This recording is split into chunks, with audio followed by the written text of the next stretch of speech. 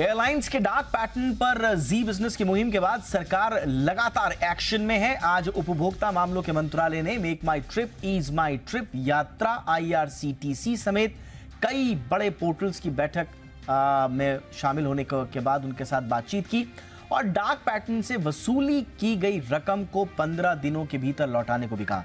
ऐसा नहीं करने पर सख्त कार्रवाई होगी। दरअसल जी बिजनेस ने उजागर किया था कि ऐसे पोर्टल्स पर टिकट शुरू में तो सस्ते दिखते हैं, लेकिन बुकिंग करते करते आखिर में किराया अचानक बढ़ जाता है।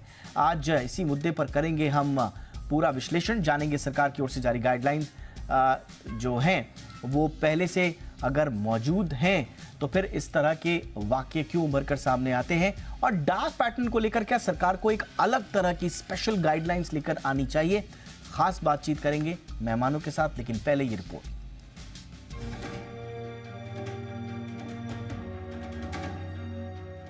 एयरलाइंस की डार्क पैटर्न की कहानी कुछ ऐसी है जिसे आम इंसान को समझना बड़ा मुश्किल हो जाता है। आपको अर्जेंट में कहीं जाना हो और कम पैसे में आपको कोई वेबसाइट या ऐप टिकट मुहैया करा दे तो उससे बेहतर क्या हो सकता है। लेकिन जैसे ही आप उस वेबसाइट या ऐप से टिकट बुक करने के बाद पेमेंट करने जाते हैं तो रकम बढ़ जाती है।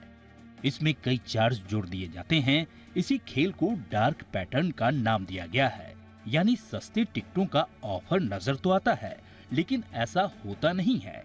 यही कारण है कि जी बिजनेस ने कंज्यूमर से जुड़ी शिकायतों को प्रमुखता से दिखाया और सरकार को एक्शन लेना पड़ा। एयरलाइंस का डार्क पैटर्न यहीं तक सीमित नहीं है। वेब चेक इन भी एक बड़ा मसला है। एयरलाइंस कंपनियां फ्री में वेब चेक इन का ऑफर तो देती है, लेकिन कई बार सीट्स को फुल दिखाकर या मनपसंद सीट के लिए पैसों की वसूली की जाती है और मजबूरन ग्राहकों को पैसा देना पड़ता है, क्योंकि फ्लाइट में यात्रा करने के लिए ज्यादा पैसे देना मजबूरी बन जाती है। डार्क पैटर्न में इंश्योरेंस भी शामिल है। दरअसल एयरलाइंस इंश्योरेंस के नाम पर कुछ चार्ज जोड़ देती है। पैसेंजर्स पर निर्भर करता है कि वो अपने सफर के लिए इंश्योरेंस लेना चाहते हैं या नहीं। लेकिन अगर कोई पैसेंजर ये इंश्योरेंस न लेना चाहे तो उसे ये कहकर डराया जाता है कि इस परिस्थिति में किसी भी तरह की अनहोनी के लिए एयरलाइंस की जिम्मेदारी नहीं होगी। ऐसे में इंश्योरेंस लेना भी ग्राहकों की मजबूरी बन जाती है। एयरलाइंस से जुड़े डार्क पैटर्न को लेकर सरकार ने आज उपभोक्ता मामलों के सचिव की अध्यक्षता में CCPA की बैठक हुई। इस बैठक में मेक माई ट्रिप, इजी माई ट्रिप, यात्रा, IRCTC समेत कई पोर्टल शामिल हुए। बैठक में ये फैसला लिया गया है कि डार्क पैटर्न के जरिए वसूल की गई रकम लौटानी होगी। इसके लिए ट्रैवल पोर्टल्स को 15 दिनों का वक्त दिया गया है। ऐसा नहीं करने पर आदेश की अवहेलना मानी जाएगी और कार्रवाई की जाएगी। ब्यूरो रिपोर्ट, जी मीडिया।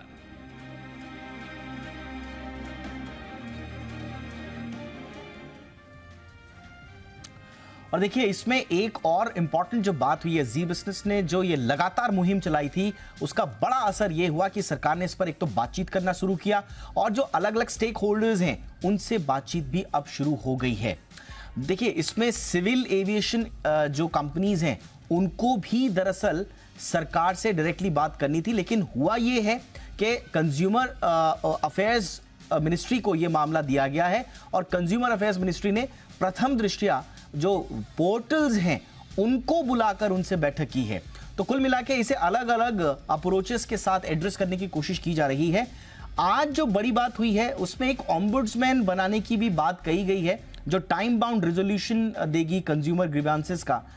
और इसके अलावा ये जो डिसेप्टिव ऑनलाइन प्रैक्टिसेस हैं उनसे, जिनको डार्क पैटर्न हम बोलते हैं, इनको बड़ी तफसील से हमने आपको बताया था पिछली बार कि कैसे ये डार्क पैटर्न के जरिए आपको किस तरह से अचानक से किराया बढ़ा दिया जाता है, किस तरह से टिकट्स के दाम बढ़ा दिए जाते हैं। होटल्स में ये होता है, कमरे का किराया बढ़ा दिया जाता है। तो इस तरह से अलग अलग रूपों में जो ये एक तरह से चूना लगाने की कोशिश की जाती है बड़े डार्क पैटर्न की तरीके से, इस पर सरकार की नज़र है।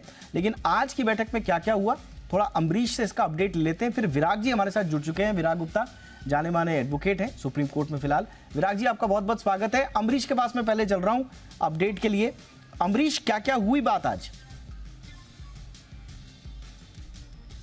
देखिए, अगर हम अब आज की बात करें तो मीटिंग में आज तो सभी तरह के ट्रैवल पोर्टल्स थे और उन पोर्टल्स को ये बताया गया कि आप जो कर रहे हैं वो अनफेयर ट्रेड प्रैक्टिस है, वो एक तरह से एक डार्क पैटर्न का यूजेस है, यानी कि उपभोक्ता को अंधेरे में रख के, उसको धोखे में रख के जो प्रैक्टिसेस कर रहे हैं, ये एक डार्क पैटर्न है और इसको तत्काल प्रभाव से रोकने की जरूरत है। दूसरा जो सबसे बड़ा इश्यू आज के बैठक में था वो ये था कि अभी तक के कई तरह के बकाए हैं, यानी कि कुछ बकाए ऐसे थे जो कोविड के दौरान ट्रैवल पोर्टल्स पे थे और उन्होंने जानबूझकर उपभोक्ता से ये कहा कि आपको अभी तक कुछ नहीं मिला है, हमको एयरलाइन से कोई पैसे नहीं मिले हैं, या इसके चक्कर में इससे आप हमको वो ले लीजिए, कूपन्स ले लीजिए, कूपन्स के बजाय आप हम इससे किसी और बुकिंग में करेंगे तो हम आपको कन्वर्ट कर देंगे। अगली बार जब वो उपभोक्ता था वो बुकिंग करने जाता था तो उसको मना करते थे कि भी ऐसा नहीं हो सकता है, ये पिछला बकाया था, जब वो क्लियर होगा तो अगली बुकिंग करेंगे। इस तरह साल दर साल ये सारे मामले लंबित होते जा रहे थे। आज ये डार्क पैटर्न की प्रैक्टिस को रोकने के लिए सरकार ने साफ कहा है कि इसको तुरंत रोकने की जरूरत है। ये सारे जो बकाए हैं, चाहे वो किसी भी समय के किसी भी वजह के हों, उनको अगले 15 दिनों के भीतर क्लियर करने की जरूरत है। और तीसरा और सबसे अहम आदेश इसको ऐसा माना जा सकता है कि अगर ये 15 दिन के अंदर क्लियर नहीं होते हैं तो सरकार ने स्पष्ट कहा है कि हम सुप्रीम कोर्ट के आदेश के अनुसार उसी रिट को आगे बढ़ाते हुए, उसी इशू को आगे बढ़ाते हुए सुप्रीम कोर्ट और सरकार दोनों आप पे एक्शन लेंगे। यानी कि सरकार ने ट्रैवल पोर्टल को साफ शब्दों में कहा है कि 15 दिनों के भीतर हर तरीके का जो बकाया है वो क्लियर करना है और 15 दिनों के भीतर ये जो डार्क पैटर्न की आपकी प्रैक्टिस है इसको रोकने की जरूरत है।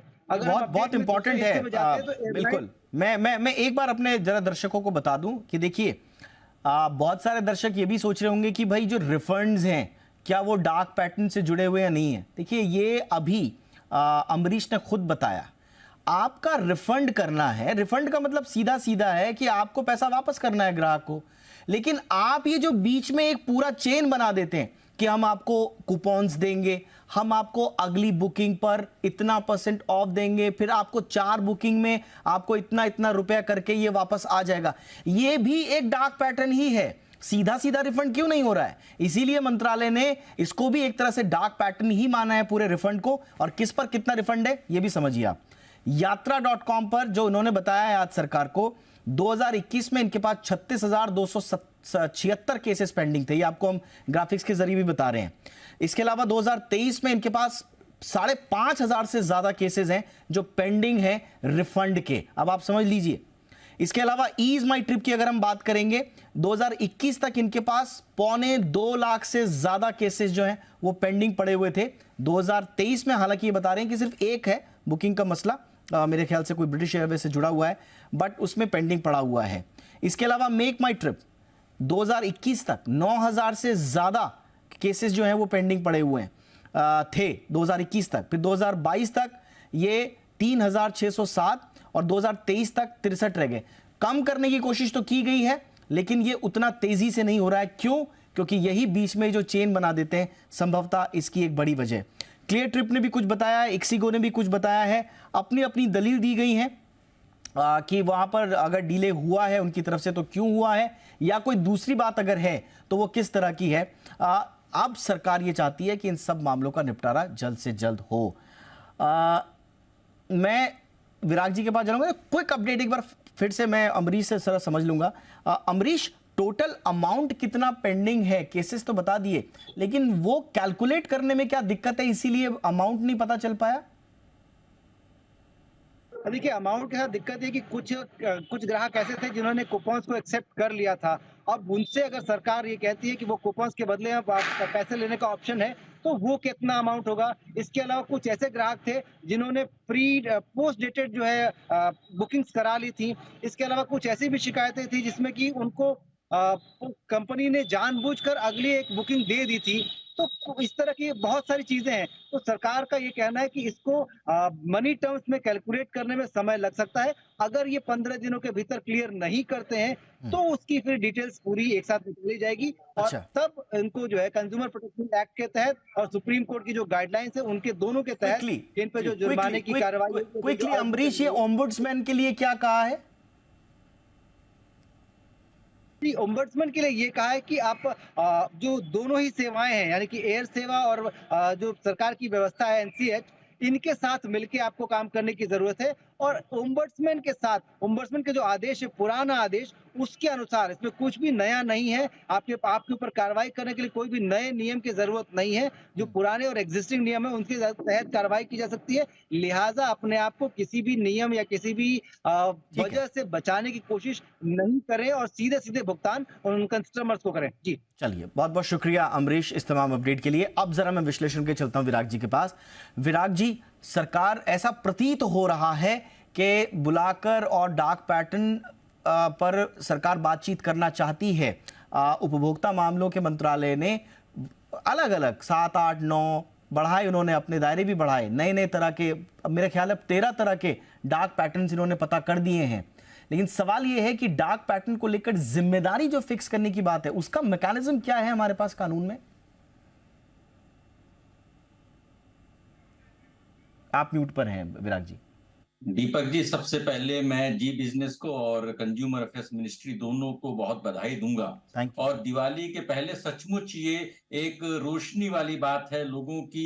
आप लाखों लोगों को समृद्धि दे रहे हैं। और इसके पहले आपका जब लोन ऐप्स के खिलाफ आपने एक अभियान चलाया था और उसमें आरबीआई ने एक्शन लिया था, लेकिन ये जो आपका डार्क पैटर्न के खिलाफ अभियान है, मैं समझता हूं कि पूरे वैश्विक स्तर पर एक नई मिसाल है। ये यूरोपियन यूनियन से भी ज्यादा प्रगतिशील कानून के इन्फोर्समेंट करने की आपकी मुहिम है। और आम दर्शकों को अगर दशहरे दिवाली के त्योहार के माहौल में बताएं तो डार्क पैटर्न एक ऐसे छलने वाली, भ्रमित करने वाली रणनीति है ऑनलाइन कंपनियों की, जैसे कि मारीच या कालनेमी ने रामायण काल में किया था। और राम ने मारीच का वध किया था, हनुमान जी ने कालनेमी का वध किया था। और इसी तरीके से छलने वाली इस वृत्ति का आप अभियान चला करके उसको खत्म कर रहे हैं। अब इसके 2-3 महत्वपूर्ण पहलू हैं। जब इसकी ड्राफ्ट गाइडलाइंस जब तैयार की गई थी तो उनको नोटिफाई करके उनको इन्फोर्स करने की जरूरत है। एयरलाइंस का रिफंड उसका एक मसला है, लेकिन जब हम उन गाइडलाइंस को पढ़ेंगे तो उसके दायरे में ई कॉमर्स कंपनियां और जितनी ये सब ऑनलाइन का जो व्यापार कर रही, कारोबार कर रही हैं, वो सारी कंपनियां आ जाती हैं। जैसे उसमें एक पैटर्न दिया हुआ है कि ड्रिप प्राइसिंग, उसके तहत ओला उबर कंपनी आ जाती हैं। उसमें एक दूसरा दिया गया डिस्गाइज्ड एडवर्टीजमेंट, तो उसके तहत ई कॉमर्स कंपनी आ जाती हैं। और इन सारे लोगों के ऊपर अगर कानून को इन्फोर्स कर दिया जाएगा तो बहुत बड़े पैमाने पर लोगों को राहत मिलेगी और ठगी का शिकार हो रहे लोगों को उनको, लेकिन उसके लिए जागरूकता फैलाने की जरूरत है, जिस तरीके से आपने नंबर्स बताए। और ये पूरा मामला कानून के उलझनों में नहीं पड़ जाए कि लोग बोले कि नहीं आप पहले डिस्ट्रिक्ट कंज्यूमर फोरम में जाइए या नेशनल कंज्यूमर्स में जाइए। सीसीपीए का जो आदेश है उसका पालन हो और सुप्रीम कोर्ट का जो आदेश होता है वो पूरे देश का कानून होता है और सरकार के पास उसके लिए शक्तियां हैं। और सरकार ने consumer protection act, consumer protection rules के तहत इन नियमों को नोटिफाई किया है और इन प्रगतिशील नियमों को ऑनलाइन के सारे सेक्टर्स में किस तरीके से लागू किया जाए, उसके लिए जी बिजनेस और दूसरे मीडिया प्लेटफॉर्म और ज्यादा जागरूकता बढ़ाएं, जिससे लोगों की सही मायने में दिवाली हो सके। एब्सोल्युटली। देखिए विराग जी, ये बहुत इंपॉर्टेंट इसलिए है, आपने बिल्कुल सही कहा। डार्क पैटर्न के बारे में उपभोक्ता को ही मालूम नहीं होता है कि वो किसी भ्रम का शिकार हो रहा है या जानबूझकर उसे एक जाल में फंसाया जा रहा है। मसलन आप किसी भी, आपने बिल्कुल सही कहा, चाहे वो ई कॉमर्स कंपनीज हो, चाहे वो ऑनलाइन टिकट बेचने वाली कंपनीज हो, आप किसी भी प्लेटफॉर्म पर जाइए, आपको शुरू में जो प्राइस मिलेगा, आप उसको जब फाइनली उसको ऑर्डर देंगे तो तब तक आते आते उसमें जमीन आसमान का फर्क नजर आता है। और कंज्यूमर को ऐसा लगता है कि ये तो सही हो रहा है, ये ठीक ही है, इसमें इन्होंने ये जोड़ दिया, इसमें ये जोड़ दिया, ये जोड़ दिया, ये ठीक ही होगा। कई बार आपसे यस पर घुमा फिरा के क्लिक करवाया जाता है, करना आपको नो पर है, लेकिन आपसे ऐसा वो परिस्थिति बना देते हैं कि आपको यस पर क्लिक करना पड़ता है। तो ये सारे डार्क पैटर्न है। उपभोक्ताओं को पहले तो ये समझना होगा कि यहां पर डिसेप्टिव गेम चल रहा है। ये उपभोक्ताओं की जागरूकता से जुड़ा एक इंपॉर्टेंट पहलू रहेगा विराट जी, कि उनको पता हो कि ये गलत है। देखिए, रावण के 10 सिर थे और जब उनका संहार राम को करना था तो सर काटने से रावण का संहार नहीं हुआ, तो उसकी जो नाभि थी, नाभि में जब उन्होंने बाण मारा तो उस रावण का सर कटा, उसका जो मृत्यु हुई उसकी। इसी तरीके से डार्क पैटर्न के बहुत सारे सर हमको दिखते हैं जिनको कि गाइडलाइंस के नेक्चर में बताया गया है। पर उसकी जड़ में अगर जाएंगे, जागरूकता जहां पर बढ़ानी है क्योंकि जो रिफंड है या उनकी जो अनफेयर प्रैक्टिसेस हैं वो छोटी बात है। बड़ी बात ये है कि हर भारत में ई कॉमर्स के ग्राहक को ऐसा महसूस होता है, ऐसा लगता है कि वो अमेज़न के प्लेटफ़ॉर्म से खरीद रहा है, अमेज़न सेलर है, अमेज़न से उसको सर्विसिंग मिलेगी, फ्लिपकार्ट से खरीद रहा है या जो भी प्लेटफ़ॉर्म है, वो उसको सर्विस दे रहे हैं, जबकि वो सिर्फ़ एक एक इंटरमीडिएरी प्लेटफ़ॉर्म है जिनकी कोई कानूनी जवाबदेही नहीं है। तो एक बेसिकली डार्क पैटर्न उस मिसमैच को उजागर करता है। एक कंपनी जो कानून के दायरे से सिर्फ पोस्टमैन है, लेकिन खुद को सर्वे सर्वा दिखा करके और लोगों को पूरी तरीके से भ्रमित करके अपने नाम से चीजों को बेचती नहीं है, लेकिन अपने नाम का दिखावा करती है। ये जो छल की पूरी प्रवंचना है, जो छल का पूरा एक मायाजाल है, इस मायाजाल के भीतर अगर डार्क पैटर्न के नियमों को सही तरीके से लागू कर दिया गया, तो मैं समझता हूँ जिस तरीके से जब चंद्रमा में पहला कदम बढ़ा था, उसको बोला था कि ये पहला कदम है, लेकिन इतिहास में ये बहुत बड़ी छलांग है। इसी तरीके से अगर डार्क पैटर्न को सही तरीके से लागू किया गया इन गाइडलाइंस को, तो डिजिटल जगत में उपभोक्ताओं के कल्याण की दिशा में एक बहुत बड़ी छलांग, एक बहुत बड़ा एक कदम माना जाएगा। एब्सोल्युटली, बिल्कुल आपने सही कहा। और ये तो अभी प्लेटफॉर्म्स को बुलाया गया है। मुझे लगता है कि सरकार को एयरलाइंस कंपनी को भी बुलाना चाहिए, क्योंकि कंज्यूमर अफेयर्स मिनिस्ट्री ने खुद एक्यूज किया था एयरलाइंस को कि वो अनफेयर ट्रेड प्रैक्टिसेस कर रही हैं, मिसलीड कर रही हैं कस्टमर्स को जब सीट सिलेक्शन फीस की बारी आती है। और ये हमने बहुत प्रमुखता से मुद्दा उठाया था कि आपने वेब चेक इन जब आप कर रहे हैं, शुरू में आपने बोल दिया साहब आपकी टिकट ये है, इतने की है। जब आप वेब चेक इन करते हैं तो कहते हैं कि साहब फ्री सीट नहीं है, आप क्लिक कीजिए, पैसा पे कीजिए, उसके बाद आपको सीट मिलेगी। तो इस तरह की जो छोटी छोटी तकनीकों के चलते ये लोग छोटे छोटे मुनाफे के चक्कर में रहते हैं। इस पर सरकार की पूरी नज़र है। आई एम श्योर अभी प्लेटफॉर्म को बुलाया गया है, अगला नंबर सीधा एयरलाइंस का भी होना चाहिए और बाकी प्लेटफॉर्म्स का भी होना चाहिए। कुछ ऐड करना चाह रहे हैं विराग जी? देखिए, 2 बातें नहीं होनी चाहिए नियमों को लागू करने के लिए कि पहले नंबर पर जो इसके गाइडलाइंस के रूल 3, 4, 5, 6 हैं, इसके बिल्कुल स्पष्ट है कि सारे प्लेटफ़ॉर्म्स इसके दायरे में आते हैं। दूसरी बात ये है कि सिविल एविएशन का मामला उसके लिए डीजीसीए है। इसी तरीके से जब किसी ऐप के खिलाफ कार्रवाई करना हो तो उसमें आईटी मिनिस्ट्री का रोल बहुत ज़्यादा रहेगा। इसलिए मुझे लग रहा है कि इसको लॉजिकल एंड में ले जाने के लिए उन ड्राफ्ट गाइडलाइंस को नोटिफाई करके और उसको सारे लोगों पे लागू करके और अंतर मंत्रालय कोऑर्डिनेशन बहुत जरूरी है। कंज्यूमर अफेयर्स मिनिस्ट्री अकेले इसमें लोगों को राहत नहीं दिला पाएगी, इसलिए सरकार के दूसरे विभाग भी उसके साथ सहयोग करें तो करोड़ों भारत के ग्राहकों का कल्याण होगा।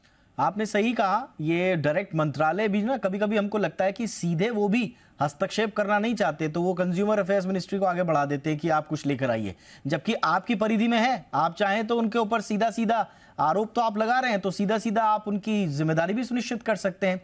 लेकिन ये एक इंटर मिनिस्ट्रियल कोऑपरेशन या कोऑर्डिनेशन होना बहुत ज़रूरी है, नियमों में स्पष्टता होनी बड़ी ज़रूरी है। इसलिए मुझे लगता है कि आने वाले दिनों में थोड़ा इस पर और आगे कार्रवाई होनी चाहिए। कुछ आखिर में कुछ और जोड़ना चाह रहे हैं विराग जी? 2 छोटी बातें। एक तो आईटी एक्ट की जगह डिजिटल इंडिया एक्ट अभी तक नहीं बना है। दूसरा, जो डेटा सुरक्षा कानून है उसके तहत नियम नोटिफाई नहीं हुए हैं। अगर ये दोनों काम हो जाएं तो इन जो डार्क पैटर्न्स की गाइडलाइंस हैं उनको और सफल और प्रभावी तरीके से लागू किया जा सके। बिल्कुल। और जो विराग जी ने कहा था वो बिल्कुल सही कहा। भारत पहला ऐसा देश बनने जा रहा है, कंज्यूमर अफेयर्स मिनिस्ट्री की तारीफ करनी होगी इस मामले में, कि भारत पहला ऐसा देश बनने जा रहा है जहां पर ये ड्राफ्ट गाइडलाइंस का नोटिफिकेशन होगा। हमारे मंत्रालय ने ये जो डार्क पैटर्न्स का आइडेंटिफिकेशन किया है और बाकायदा इसकी प्रेजेंटेशन दी है, आइडेंटिफाई सरकार ने किए डार्क पैटर्न्स, ये बहुत बड़ी उपलब्धि है। तो बहुत अच्छा काम कर रही है कंज्यूमर अफेयर्स मिनिस्ट्री, इसमें कोई शक नहीं। लेकिन ये नोटिफाई कब हो ये गाइडलाइंस, हम इसका वेट कर रहे हैं। और अगर डार्क पैटर्न आपको पता चल रहा है कि कोई कर रहा है तो उस पर कड़ी से कड़ी कार्रवाई क्यों नहीं हो, कैसे हो और कितनी जल्दी हो, ये हम चाहते हैं कि इस पर बहुत स्पष्टता जल्दी से जल्दी आए। बहुत बहुत धन्यवाद विराग जी, आपने वक्त निकाला हमारे लिए, thank you so much. Break के बाद आपका स्वागत है। दिल्ली में बढ़ते प्रदूषण को देखते हुए 20 नवंबर के आसपास आर्टिफिशियल रेन दिल्ली में कराई जा सकती है। दिल्ली सरकार ये प्लान सुप्रीम कोर्ट के सामने रखने वाली है। आपको बताएं कि आज दिल्ली सरकार और आईआईटी कानपुर के एक्सपर्ट्स के साथ एक बैठक हुई। आईआईटी कानपुर के एक्सपर्ट्स ने पूरा प्लान दिल्ली सरकार को सौंप दिया है। अब दिल्ली सरकार सुप्रीम कोर्ट से कृत्रिम बारिश कराने में केंद्र सरकार का सहयोग दिलाने की गुजारिश करेगी। हमने इस मसले पर जी बिजनेस में विस्तार से जब चर्चा की थी तो उसमें भी ये बात निकलकर सामने आई थी कि एक कृत्रिम बारिश का जो सहारा है वो भी लिया जा सकता है, लेकिन ये अब बहुत जल्दी कृत्रिम बारिश दिल्ली में कराई जा सकती है। आगे दिल्ली में 20-21 के आसपास बादल होने की संभावना है, तो उसको ध्यान में रखते हुए हमने उनसे कल प्रस्ताव भेजने के लिए कहा है और फिर कोर्ट के सामने उसे प्रस्तुत करेगा। अमरीश पांडे है मेरे साथ, मेरे सहयोगी। अमरीश, हालांकि ये कोई फुल एंड फाइनल सॉल्यूशन तो नहीं होगा, हमने चर्चा की थी इसके बारे में अपने शो पे, लेकिन हाँ, एक सही दिशा में उठाया गया कदम इसे जरूर कहा जाएगा। क्या प्लान्स हैं सरकार के? देखिए, सही दिशा में उठाया गया कदम और इस समय में सबसे मुफीद कदम, सबसे ऐसा कदम जिसको कि हम एक कारगर उपाय जरूर मान सकते हैं फॉर अ टाइम बीइंग, वो ये हो सकता है। दरअसल मौसम विभाग का जो अनुमान है कि 20-21 तारीख के आसपास दिल्ली में बादल होंगे। जो कृत्रिम बारिश है उसमें जो फॉर्मूला होता है, यानी कि सिल्वर आयोडाइड को एक एरोप्लेन के जरिए उन बादलों पर स्प्रे किया जाएगा और उसके आसपास वो जो मॉइस्चर है वो बूंदों में बन के फिर वो ड्रॉपलेट्स नीचे आएंगी। जो हम प्रदूषण देख रहे हैं या फिर हम आप जो महसूस करते हैं, उसमें सबसे बड़ा जो हिस्सा होता है वो पीएम मैटर का होता है, यानी कि धूल, मिट्टी, ऐसे बड़े कण जो कि हमारे सांसों में जाते हैं, हमको नुकसान पहुंचा रहे हैं। जो बरसात होगी उससे सबसे बड़ा फायदा यही होगा कि वो जो पार्टिकुलेट मैटर है वो उन बरसात की बूंदों के कारण जम जाएगा, नीचे आ जाएगा और इससे हमको एक प्रदूषण जो हमारे सीधे हमको असर कर रहा है, उस प्रदूषण से एक राहत मिलने की उम्मीद है। दिल्ली सरकार और आईआईटी कानपुर के बीच में एक बड़ी बैठक हुई थी मंगलवार की बैठक में पूरे प्रस्ताव पे चर्चा हुई। एक गहन अध्ययन के बाद पूरा जो प्रोग्राम है वो बनाया गया, जिसमें कहा गया है कि एक बार बरसात की जाएगी जो कि 20-21 के आसपास उन बादलों के हिसाब से होगी। उसके बाद अगले 2 महीने में ये बरसात 4 बार और कराई जाएगी, ताकि जनवरी तक ये जो पोल्यूशन की चीजें हैं, ये इस तरह का जो पोल्यूशन है वो दोबारा देखने को न मिले और दिल्ली एनसीआर में राहत के साथ लोग ले सकें। दिल्ली सरकार ये पूरा प्लान शुक्रवार को सुप्रीम कोर्ट में अपनी सुनवाई के दौरान देगी, जिसमें कि कृत्रिम बारिश का पूरा प्लान क्या होगा वो साझा करेगी। साथ साथ ऑड एंड इवन पे जो फॉर्मूले पे अपनी जो रिपोर्ट है वो भी साझा करेगी और सुप्रीम कोर्ट की गाइडलाइंस के हिसाब से, सुप्रीम कोर्ट के निर्देश के हिसाब से इस पे आगे बढ़ा जाएगा। लेकिन फिलहाल वैज्ञानिक तौर पे अगर देखें तो ये एक पॉसिबिलिटी है। दक्षिण भारत के 2 राज्यों में भी ऑलरेडी पिछले साल हमने देखा था कि जब सूखा की स्थिति हुई थी, उस दौरान कृत्रिम बारिश कराकर एक पूरे इलाके में बरसात की वजह से लोगों की जानें बचाई जा सकी थी, फसलों को खराब होने से काफी हद तक बचाया जा सका था। तो दक्षिण भारत में ये प्रयोग ऑलरेडी हो चुका है।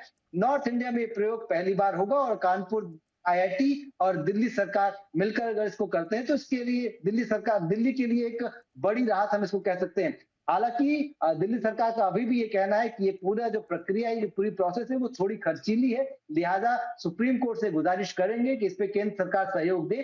केंद्र सरकार से के जो विभाग है संबंधित, उनसे हमने बात की, उनका भी कहना है कि अगर सुप्रीम कोर्ट का ऐसा कोई निर्देश होता है या फिर लोगों की राहत के लिए ऐसा कुछ होता है तो इस पे हम सहयोग जरूर करेंगे। बहुत बहुत शुक्रिया अमरीश इस तमाम जानकारी के लिए। तो वाकई में देखना बड़ा दिलचस्प होगा कि आर्टिफिशियल रेन दिल्ली के प्रदूषण को दूर भगाने में कितनी मदद करती है। इधर दिल्ली में बढ़ते हुए प्रदूषण को देखते हुए इस बार यमुना किनारे छठ मनाने की इजाजत नहीं दी गई है। यही नहीं, दिल्ली में सुप्रीम कोर्ट के आदेश के बाद ही ऑड इवन पर फैसला होगा। पूरी खबर बता रहे हैं अनुवेश रथ। जी दीपक, हम सबसे पहले तो दिल्ली का ये जो प्रदूषण है लगातार कई सालों से नवंबर के महीने में शुरुआत से देखा जा रहा है। उसी के साथ साथ अगर बताया जाए, इस साल लगभग 500 के करीब 999 के करीब भी प्रदूषण लेवल पहुंच गया था। और उसी के साथ साथ अभी जो दिल्ली के मुख्यमंत्री है, दिल्ली की सरकार है, एलजी है और सुप्रीम कोर्ट है, लगातार इस चीज पे हस्तक्षेप कर रही है। सुप्रीम कोर्ट का सबसे पहले तो ये कहना है कि ये जो प्रदूषण हो रहा है, ये जो पोल्यूशन हो रहा है, इसके पीछे सिर्फ दिल्ली सरकार अकेले काम नहीं कर सकती है, इसके पीछे बाकी लोगों को भी इसको मेहनत करनी होगी। इसी के साथ साथ दिल्ली सरकार जो ऑड इवन का फॉर्मूला लाना चाहती थी, उसके ऊपर सुप्रीम कोर्ट ने ये कहा कि इसका जो प्रूफ है दैट इट एग्जिस्ट और इसका कोई फायदा मिल रहा है, वो आप हमें सबसे पहले दिखाइए, उसके बाद इसको इम्प्लीमेंट कीजिए। जो अब फ्राइडे को दोबारा शुक्रवार को इसको बहस होनी है सुप्रीम कोर्ट में। इसी के साथ साथ दिल्ली सरकार जो है वो आईआईटी कानपुर के साथ मिलकर बैठक कर रही है, जहां पे जो आर्टिफिशियल रेन होता है उसको दिल्ली में कराया जाएगा, जिसकी वजह से जो प्रदूषण लेवल है उसको कम किया जा सकता है। इसी के साथ साथ जो एंटी स्मोक गन्स हैं या फिर एंटी पोल्यूशन गन्स हैं, वो दिल्ली में अलग अलग जगह स्थापित किए गए हैं, जो कि चल नहीं रहे थे। हालांकि इतने दिनों के प्रदूषण के बाद भी आज उसको चालू कर दिया गया है। उसके साथ अगर आप नर्मदा की बात करें, नर्मदा में बहुत आग आ चुका है। अगर उसको लेवल पे बात की जाए तो अभी वो 9 लेवल पे है और उससे आगे कोई काउंटिंग होती भी नहीं है। इसी के साथ साथ दिल्ली हाई कोर्ट में एक याचिका दायर की गई थी, जिसमें यमुना में जो छठ की पूजा होती है उसमें उस पूजा को करने के लिए बताया गया था, लेकिन दिल्ली हाई कोर्ट ने इस चीज को अभी खारिज कर दिया है, इस चीज को एक्सेप्ट नहीं किया है नर्मदा के पोल्यूशन को देखे। जी दीपा, बहुत बहुत शुक्रिया इस तमाम जानकारी के लिए अनुवेश आपका। सुप्रीम कोर्ट की फटकार के बावजूद अभी भी पंजाब और हरियाणा में पराली जलने की घटनाएं सामने आ रही हैं। कोर्ट ने प्रदूषण को लेकर राज्य सरकारों को फटकार लगाई है, मगर उसके बावजूद हरियाणा में पराली जलाई गई है। इधर दिल्ली एनसीआर में प्रदूषण का खतरनाक स्तर बरकरार है। प्रदूषण पर राजनीति जारी है। इधर हरियाणा के सीएम मनोहर लाल खट्टर ने जहां एक और प्रदूषण को राजनीति से अलग रखने की बात कही, तो दिल्ली के पर्यावरण मंत्री ने सभी राज्यों से मिलकर एक्शन लेने की बात कही। राजनीतिक विषय नहीं है, राजनीति होनी भी नहीं चाहिए। बहुत दुर्भाग्यपूर्ण बात है कि कोई राजनीति करते हैं और राजनीति करने वालों को इसका लाभ नहीं हो रहा है, क्योंकि राजनीति तो उल्टी उनके सिर पड़ रही है। हरियाणा में जब आप कह रहे हैं कि हरियाणा हमने बहुत कुछ कंट्रोल कर लिया है, जो है वो भी हम ठीक करेंगे, लेकिन पंजाब में और ज़्यादा हो रहा है उसका, वो नहीं होना चाहिए। लेकिन दूषित हवा की कुछ सीमाएं तो है नहीं। जो पंजाब में पराली जलती है, लॉस तो उसका जनता को, हरियाणा की जनता को भी हो रहा है कि सभी सरकारें, चाहे वो भाजपा की सरकारें हैं, चाहे कांग्रेस की है, चाहे आम आदमी की है, सभी को मिल करके एक साथ प्रयास करना पड़ेगा। लेकिन ये दुर्भाग्यपूर्ण है कि भारतीय जनता पार्टी को सुप्रीम कोर्ट के आदेश के बावजूद भी बस एक ही समाधान नजर आ रहा है कि एक बयान जारी कर दो। मतलब पूरी केंद्र सरकार, पूरी यूपी की सरकार, पूरी हरियाणा की सरकार चुप बैठी हुई है और भारतीय जनता पार्टी एक बयान जारी कर देती है और उसके बाद उसकी छुट्टी हो जाती है। मुझे लगता है कि इस बयानबाजी का जो फार्मूला है पोल्यूशन कम करने का, उससे बाहर आने की जरूरत है।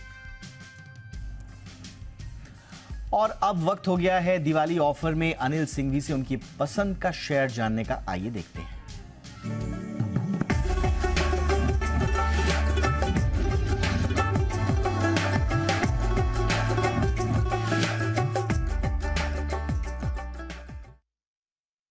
आज एक और वायदा कारोबार का शेयर दीपक, वो है चंबल फर्टिलाइजर्स। अब तक का ग्रोथ ट्रैक रिकॉर्ड बहुत मजबूत है दीपक। अगर पिछले 5 सालों में देखें तो रेवेन्यू की ग्रोथ 30% सालाना दर से रही और 16% मुनाफा।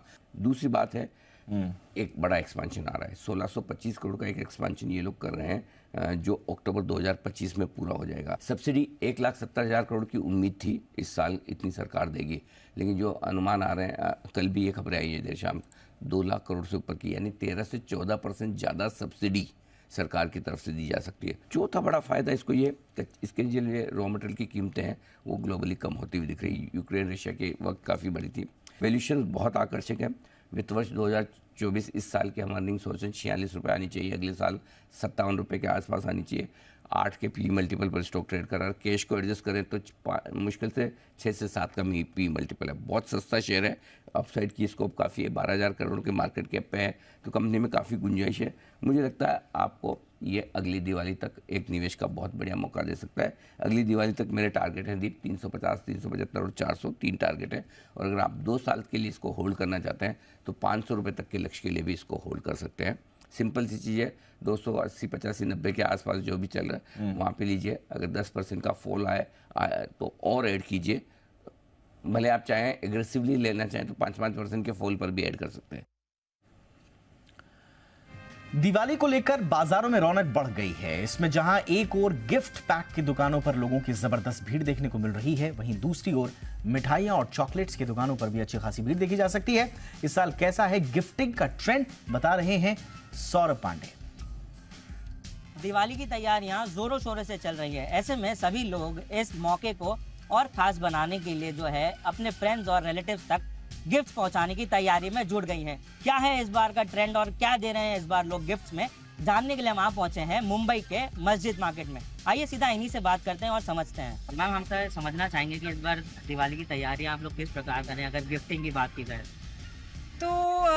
हर साल अलग अलग वैरायटी बनती है। एक टाइम बास्केट में अलग अलग असॉर्टेड गिफ्ट्स होते हैं, चॉकलेट्स हो गई, बिस्किट्स हो गई, ड्राई फ्रूट्स हो गया, उसके अलावा दिस ईयर हम एक कांच का एक ट्रे कर रहे हैं, उसके अंदर scented candle 3 wick 2 wick 1 wick candle, और साथ में सर्टेन ड्राई फ्रूट्स, वो होता ही है।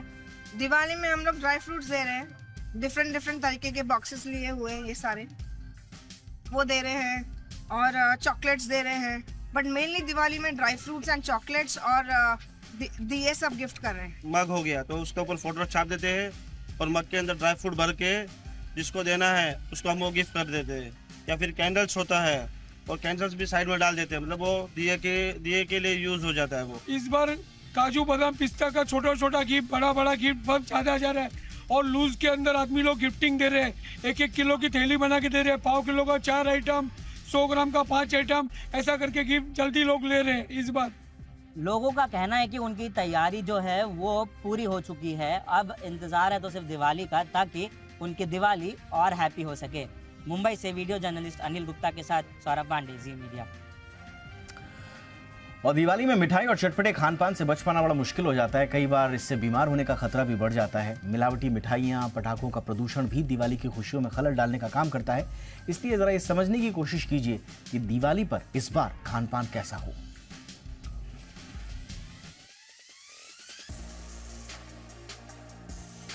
ये दिवाली सेहत वाली हो, लेकिन कैसे? ये भी एक बड़ा सवाल है जिसका जवाब तो है, लेकिन थोड़ा मुश्किल। आप पूछेंगे कि इसमें ऐसी भी क्या मुश्किल है? तो है ना मुश्किल। सबसे बड़ी मुश्किल है दिवाली के पर्व पर चटपटे खान पान और मिठाइयों के लालच से बच पाना।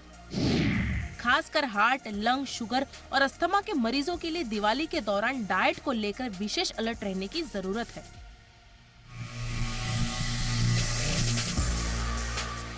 दरअसल दिवाली में मिठाई के स्वाद से खुद को बचा पाना मुश्किल काम है।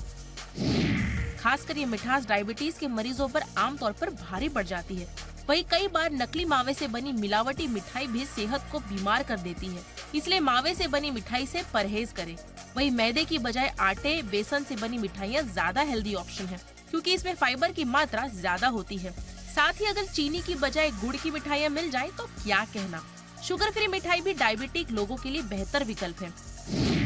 लेकिन ध्यान रहे, मिठाई भले ही सेहत वाली हो, लेकिन इसका सेवन सीमित मात्रा में ही होना चाहिए। खासकर रसगुल्ले, सोन पापड़ी, मोतीचूर के लड्डू के एक पीस में 200 के करीब कैलोरी होती है, इसलिए इनका अधिक सेवन सेहत को नुकसान पहुंचा सकता है। हार्ट के मरीजों को भी दिवाली के दौरान अपनी सेहत को लेकर खास ध्यान देने की जरूरत है। हार्ट के मरीजों को ऑयली फूड, मिठाई के ज्यादा सेवन से भी परहेज करना चाहिए। इससे बॉडी में कोलेस्ट्रॉल लेवल बढ़ जाता है और हार्ट डिजीज के खतरे को बढ़ा देता है। वहीं लंग की बीमारी से जूझ रहे लोगों के लिए भी दिवाली में खास एहतियात बरतने की जरूरत होती है। खासकर चीनी, तला भुना खाद्य पदार्थ फेफड़ों की सेहत को बीमार कर सकता है। वहीं पैकेज्ड और प्रोसेस्ड फूड भी लंग में सूजन की वजह बन सकता है। ऐसे में दिवाली के दौरान इनसे जितनी दूरी बनाकर रखेंगे, सेहत के लिए उतना ही अच्छा होगा। वहीं पटाखों से निकला धुआं सीधे जाकर फेफड़ों को प्रभावित करता है, इसलिए इनसे भी बचकर रहें। अस्थमा के मरीजों को दिवाली के दौरान विशेष अलर्ट रहने की जरूरत होती है। थोड़ी सी भी लापरवाही से इन पर मिठाई और प्रदूषण दोनों की दोहरी मार पड़ सकती है। अस्थमा रोगियों को आर्टिफिशियल स्वीटनर वाली मिठाइयों से बच के रहना चाहिए, क्योंकि इससे एलर्जी के बढ़ने की आशंका ज्यादा रहती है। वहीं इन्हें पटाखों से भी दूरी बनाए रखनी चाहिए, क्योंकि इनसे निकलने वाला धुआं जैसे कार्बन डाइऑक्साइड और सल्फर ऑक्साइड अस्थमा को बढ़ाने का काम करता है। स्वाद पर नियंत्रण के साथ साथ पटाखों के प्रदूषण से भी बचकर रहना होगा। इसलिए दिवाली में मास्क लगाकर घर से बाहर निकले, बाहर टहलने की बजाय घर में ही एक्सरसाइज करें, और हाँ, हेल्दी डाइट को लेकर बिल्कुल सजग रहें और सेलिब्रेट करें सेहत वाली दिवाली। ब्यूरो रिपोर्ट, जी मीडिया। केसर के फायदे पूरी दुनिया जानती है और सदियों से जानती है, लेकिन केसर अपनी महंगी कीमत के कारण आम लोगों की पहुंच से दूर रहा करता था। लेकिन अब बाजार में ऐसे प्रोडक्ट्स आ गए हैं जो किफायती दामों पर केसर का स्वाद और सेहत से जुड़े फायदे लोगों तक पहुंचा रहे हैं। डिमांड तो देखो काफ़ी अलग अलग तरह की मिठाइयों का डिमांड है, काफ़ी काजुओं की मिठाई है, लेकिन केसर की डिमांड ज़्यादा है। केसर कतरी, केसर मलाई पेड़ा, केसर काजू कतरी, ये सारी डिमांड ज़्यादा रहती है दिवाली के हिसाब से। काजू कतली ली है, केसर पिस्ता, सोन पापड़ी स्पेशली यहाँ की बहुत टेस्टी है, और रसगुल्ले, केसर मिठाई, काजू कतरी और व्हाइट रसगुल्ले। इस बार के त्योहार केसर के लिए दिवाली लेकर आए हैं। वो भी कश्मीर का केसर खूब डिमांड में है। और हो भी क्यों ना, आखिर कश्मीरी केसर दुनिया का एकमात्र जीआई टैग वाला केसर जो है। आलम यह है कि कश्मीरी केसर भारत में तो तेजी से आम घरों में पहुंच ही रहा है, साथ ही अमेरिका, कनाडा और यूरोप में भी कश्मीरी केसर की खूब डिमांड बढ़ रही है। आज तक केसर एक पूजा और बेसिकली आपके खाने में ही उपयोग हुआ है, लेकिन कोविड के बाद में क्या हुआ है कि केसर के जितने मतलब बेनिफिट्स है और उसके जो इम्पोर्टेंस है स्पाइसेस में, वो उभर के आई है और उस वजह से लोगों ने इम्यूनिटी के हिसाब से केसर को यूज़ करना चालू किया है। दरअसल केसर काफी महंगा मसाला माना जाता रहा है। बीते साल कश्मीरी केसर को जीआई टैग मिलने के बाद बाजार में केसर का भाव 2 लाख प्रति किलो से बढ़कर 3 लाख के पार चला गया। ऐसे में संकट ये पैदा हो गया कि आम लोगों तक किफायती दामों में केसर को कैसे पहुंचाया जाए, और इसका हल निकाला खुद इंडस्ट्री ने। आज कई बड़ी कंपनियां केसर की प्रोडक्ट रेंज में इनोवेशन करके उन्हें आम लोगों तक पहुंचाने की कोशिश कर रही हैं। आज केसर को एफोर्डेबल बनाने के लिए और लोगों को केसर ज़्यादा से ज़्यादा यूज़ करने के लिए गंगवाल ने डिसाइड किया है कि जितनी ज़्यादा वर्टिकल्स बनाएं और केसर को हर जगह हम पहुंचा सकें। इसी एक वजह से हमने पैक साइजेस जो अलग अलग केसर के जो डिब्बे मतलब डिब्बियाँ हैं और अलग अलग यूसेज है, हमने अलग अलग तरीके से इसको आज मार्केट में लाया है। दूसरी तरफ सरकार भी केसर को लेकर नई नीतियां बना रही है। भारत की नई एक्सपोर्ट नीति में सरकार ने 60 ऐसे देशों को टारगेट किया है जहां केसर की सबसे ज्यादा डिमांड है। यही नहीं, केसर पर राष्ट्रीय मिशन के तहत केसर का दायरा कश्मीर से लेकर उत्तर पूर्व तक, सिक्किम तक बढ़ाए जाने का भी कार्यक्रम चल रहा है। तो उम्मीद है आपकी पर्सनल किट में भी केसर प्रोडक्ट पहुंच गया होगा। कश्मीरी केसर दुनिया भर में अपनी क्वालिटी के लिए मशहूर है। नई एक्सपोर्ट नीति और बड़ी कंपनियों की दिलचस्पी इसे लोगों तक पहुंचाने में मदद कर रही है। उम्मीद है कि मसालों का ये राजा अफोर्डेबल कीमतों में लोगों की सेहत बढ़ाएगा। मुंबई से वीडियो जर्नलिस्ट सागर पाटिल के साथ सौरभ पांडे, अजीम मीडिया। आगे बढ़ते हैं। कतर में फांसी की सजा पाए 8 भारतीयों की सजा पर फिलहाल अमल नहीं होगा, क्योंकि सजा के खिलाफ कतर की अदालत में याचिका दायर कर दी गई है। सूत्रों के मुताबिक 23 नवंबर को अपील पर वहां की अदालत में सुनवाई होगी। अब सवाल यह है कि क्या 23 नवंबर को कतर से भारतीयों के लिए राहत की खबर आने वाली है?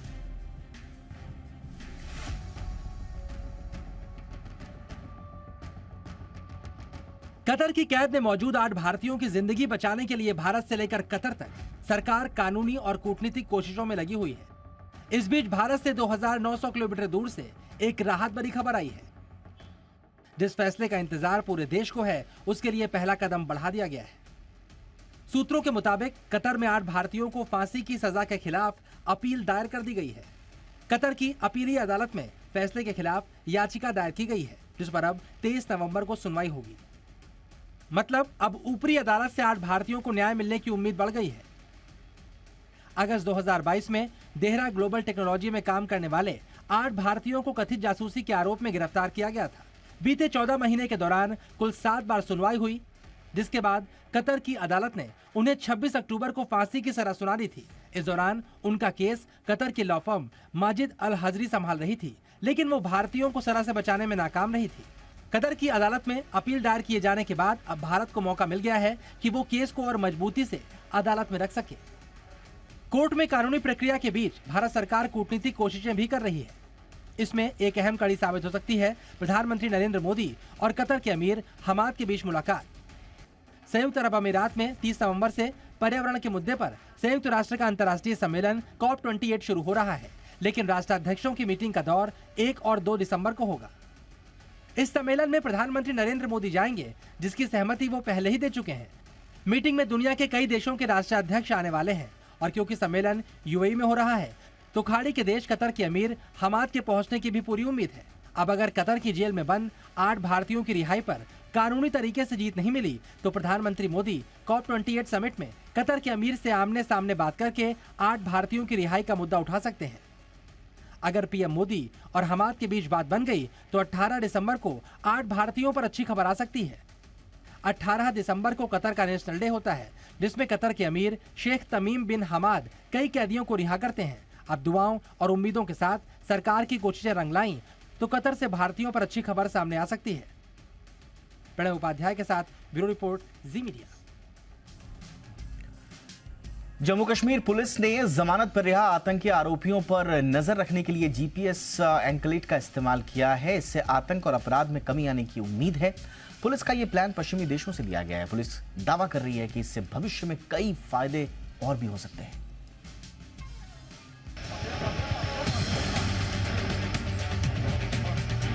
जम्मू कश्मीर में आतंक के खात्मे और क्राइम कंट्रोल के लिए नई पहल की गई है।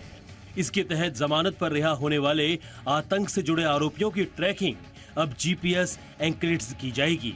हाल ही में उधमपुर के एक आरोपी पर इसका इस्तेमाल किया गया है। तो ये ट्रैकर की कॉन्सेप्ट आई, वेस्टर्न कंट्रीज में इसकी काफी जो है वो प्रचलन है इसका। तो हमें खुशी इस बात की है कि पहला ट्रैकर हमने लगाया, ये जो शख्स जिनके ऊपर लगाया गया, मुझे बताया गया है कि ये 50 लाख रुपए सिलेंडर में लेके जा रहे थे टेररिस्ट और सेपरेटिस्ट फाइनेंसिंग के लिए। आतंक के आरोपी पर जीपीएस एंकलेट वाला जम्मू कश्मीर देश का पहला प्रदेश बन गया है। ये सिस्टम पश्चिमी देशों में पहले से ही चला आ रहा है। टेक्नोलॉजी की मदद से आतंक के खिलाफ कार्रवाई का ये तरीका आने वाले दिनों में काफी फायदेमंद होने की उम्मीद है। नारकोटिक्स का बंदा बेल में तो आ जाएगा, अब वो किधर जा रहा है, बॉर्डर की तरफ जा रहा है। कितनी बार जो है वो पंजाब के बंदा कश्मीर में घूम रहा है और जाके टंगधार में और उड़ी में और पुंछ राजौरी में चक्कर मार के आ रहा है, या यहाँ का बंदा जाके नोन जगह पे जाके वहाँ पे बेच रहा है, या उसको कहा गया है कि तुम अपनी जिले के बाहर नहीं जाओगे परमिशन के बाहर और जा रहा है। ये सब अभी मॉनिटर हो जाएगा। इससे आवाम को फायदा मिलेगा, नारकोटिक्स में कमी आएगी, टेररिज्म में कमी आएगी। अमेरिका, ब्रिटेन, दक्षिण अफ्रीका, ऑस्ट्रेलिया और न्यूजीलैंड जैसे पश्चिमी देशों में जीपीएस ट्रैकर एंकलेट पहले से ही इस्तेमाल किया जा रहा है। इसके जरिए जमानत, पेरोल और घर में नजरबंदी पर आरोपियों की गतिविधियों को ट्रैक करने के लिए किया जाता है। हर बीते दिन के साथ जम्मू कश्मीर में जुर्म पर लगाम लगाने के लिए सुरक्षा बल नवीनतम टेक्नोलॉजी और उपकरणों का इस्तेमाल कर रहे हैं। जम्मू कश्मीर देश का पहला ऐसा स्थान बन गया है जहां जमानत पर रिहा आरोपियों को ट्रैक करने के लिए पुलिस ने जीपीएस एंकर ट्रैकर का उपयोग किया है। पुलिस को इस उपकरण से जमानत पर रिहा इस व्यक्ति की हर गतिविधि पर नजर रहेगी। कैमरा पर्सन इरफान मंजूर के साथ खालिद हुसैन, जी मीडिया, कश्मीर। वीकली एक्सपायरी के पहले आज बाजार में दिन भर उतार चढ़ाव के बीच सीमित दायरे में कारोबार रहा। सेंसेक्स 33 अंक बढ़कर 64,976 पर बंद हुआ तो निफ्टी की 37 अंक चढ़कर 19,443 पर क्लोजिंग देखने को मिली। वीकली एक्सपायरी के दिन बैंक निफ्टी में मुनाफा वसूली हुई। बैंक निफ्टी 79 अंक गिरकर 43,659 पर बंद होने में कामयाब रहा। इंडिया 360 में आज बस इतना ही। इजाजत दें, नमस्कार।